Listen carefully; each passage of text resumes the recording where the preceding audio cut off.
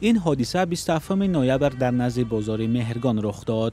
مسافر گفت راننده نخواست او را با خلطه‌هایش به ماشین سوار کند. راننده از شرکت رخش تاکسی رانده شد. علاوه بر این پلیس دوشنبه او را برای دغل گفتاری 680 سامانی جریمه کرد. نظر ظریف محمد نورف معلوم نیست. دقیق نیست که مسافر به او چه گفت و چرا او چنین تند پاسخ داد. در شرکت رخش تاکسی نه مسئله را شرح دادند و نه رقم تلفن راننده را تا با او صحبت کنیم. کی را گفتی؟ این یک نمونه دیگری بحث و دعوا میان مسافران و رانندگان نقلیات جمعیتی دوشنبه است. اداره دوشنبه نقلیات خدمات رسان، نهادی نظارت کننده در بخش نقلیات جمعیتی پایتخت، تقریبا هر هفته از مجازات رانندگان تاکسی یا اتوبوس ها خبر می‌دهد. چنین 10 سامان می‌رود، چنین 100 سامان قیمت می‌دهد. عظمت رحمانوف 3 سال است که تاکسی می‌راند و با مسافران گوناگون روبرو می‌شود.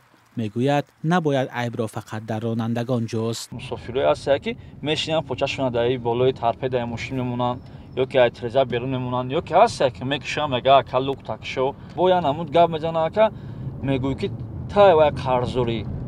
این راننده پیشنهاد دارد که در همه نقلیات‌های جمعیتی باید کامera یا ویدیو رگیستراتور گذاشته شود، چون به گفته او بعضی مسافران فقط دشنام‌های راننده را ثبت و او را گناهکار میکنند. اما مسافران نظر دیگر دارند. تیمیه ساکن دوشنبه میگوید بارهاست با رانندگان بحث و دعوا داشت. تاکسیان سوار میشمیرن نرخ زیاد میگن، هیچ قطعی کار نمیکنن.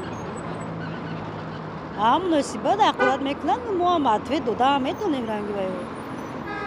منم چند بار جمع شدگی هستم. برای چی؟ برای که بسیار آدم بار میکنن به همدیگر روی هم برای هوای.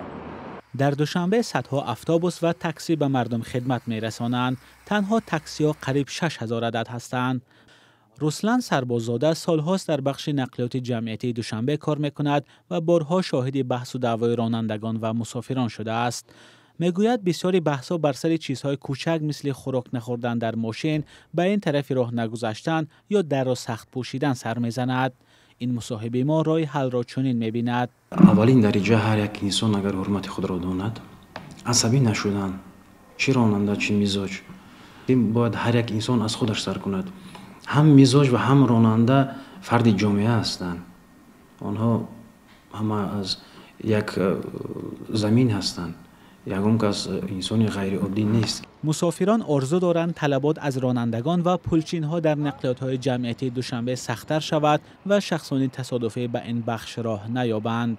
مولا رجب یوسفی، امیر اسایف، آزادی دوشنبه.